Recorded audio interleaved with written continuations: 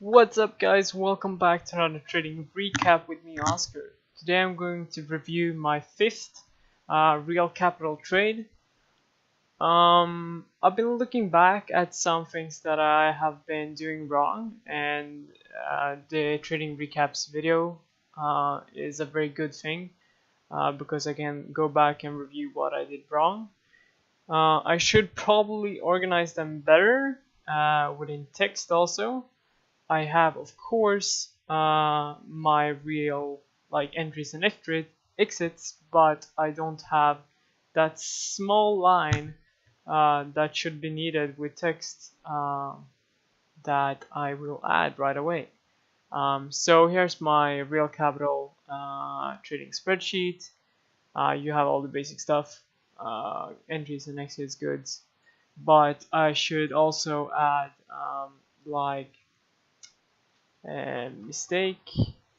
No, actually, mistake things to improve.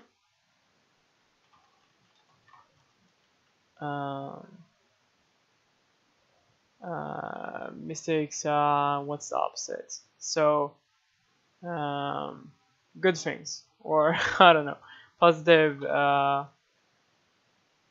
behavior, or I don't know, things to take with until next time trade, until next trade.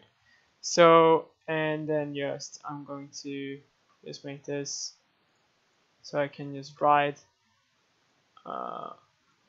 without any lines and that stuff. But yeah, that's a later problem. So then I can just write, okay, what's my mistakes? The biggest mistake that I can improve on, FOMO.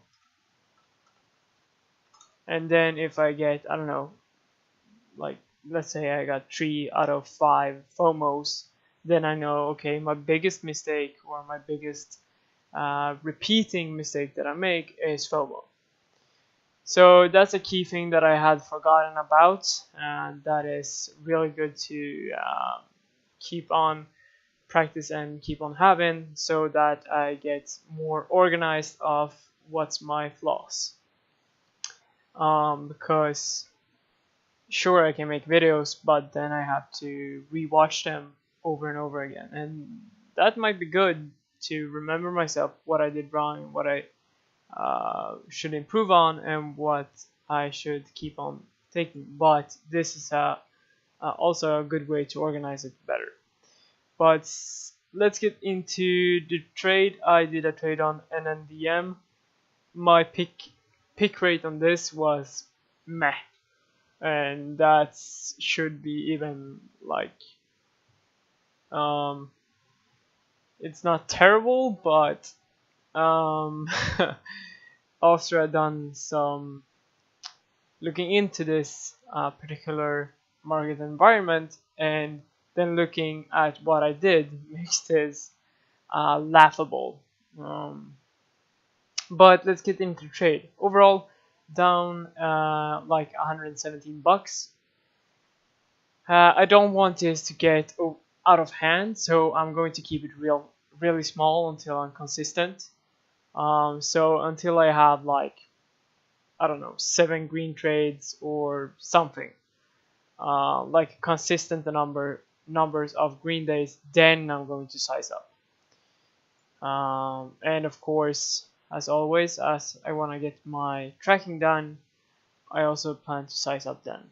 But my tracking is going so. It's yeah, it's all over the place. But if we get into the trade NNDM, I'll show you the picture as well.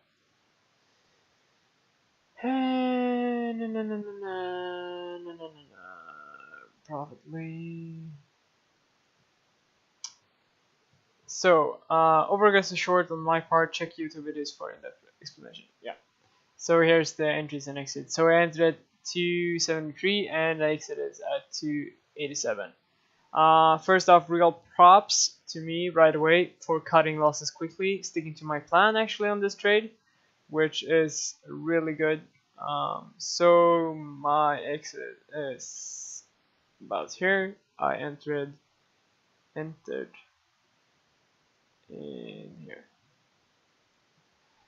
So if I zoom in, so in here and exited here. I use this as my resistance level and also my risk level. So the main thinking process behind this trade was that this is overextended gap up on the first day, or it is a gap up and a potentially gapping crap. That's my main thinking process. What made me think this was not necessarily because of the news, because the news was quite bullish. The news was saying that okay, they had sold one of their products, one of the 3D printers, to a US-based global top 10 defensive company. What somewhat makes me more confident of shorting with this kind of news is that there is nothing really said. They said that they had sold one of their products. They didn't say to what price. They didn't say if it was a discount price. They didn't say to what company. They didn't say how much money they got for the sale, stuff like that. So the news was like, meh. It's neutral. It's more bullish than bearish, but still, I wasn't confident of this going like supernova because of these news. The second part that made me really bearish on this was the filings. The filings was terrible.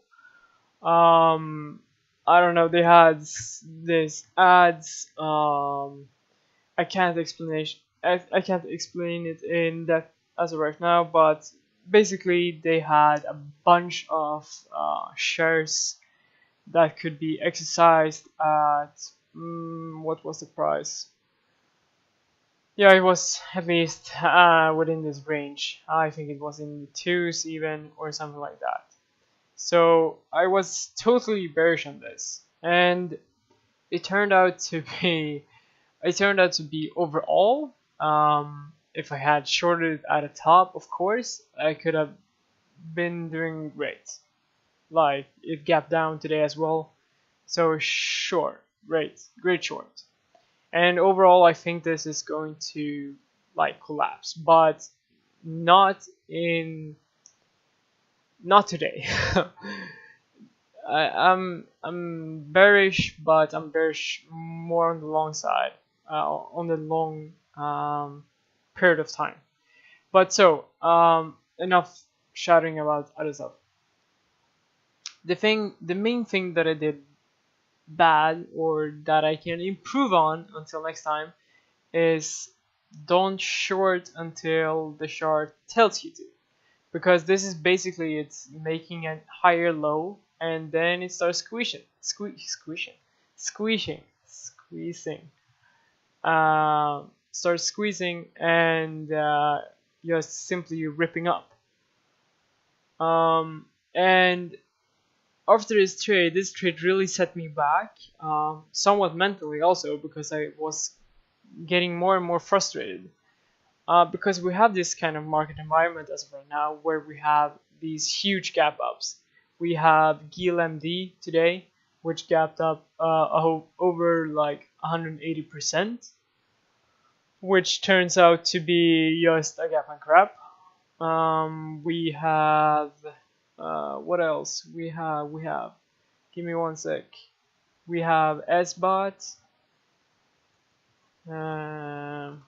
We have like, I have tracked at least 12 or 10 tickers. So we had SBOT on this day, which gapped up like 40%, not as huge. We have Exxon, which gapped up huge. So what I did after this setback and after this losing trade was that, okay, I really have to figure this out. So I came up to that there are mainly three types of patterns within the gap up sector, or not sector, with the gap ups.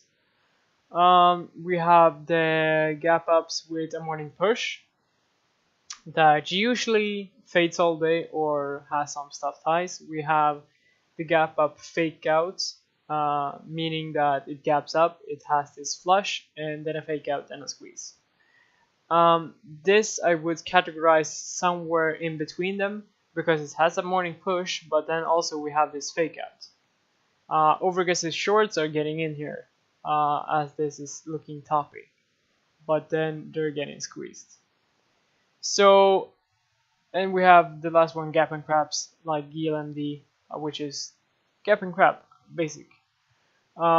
So what I will most of all change until next time is that with this tracking that I've done, I've seen that 8 out of 11 stocks that I have tracked involve somewhat of a morning push, and it's more than just this push, and it's more than just this push. There is somewhat more of confirmation than just this fade, and if it's usually bounce after its first fading, it's usually going up. So until next time, I'm going to attempt somewhat of a short in this matter, I'm going to be really sure that I'm on the right side of the pattern. This I can't explain how many hours and intensity I've put down into this, but I think I've figured it out somewhat. I don't want to spoil too much, and I don't want to show too much because I don't want other people to take advantage of my work. But main lesson is to be on the right side of the market environment. I can give you that.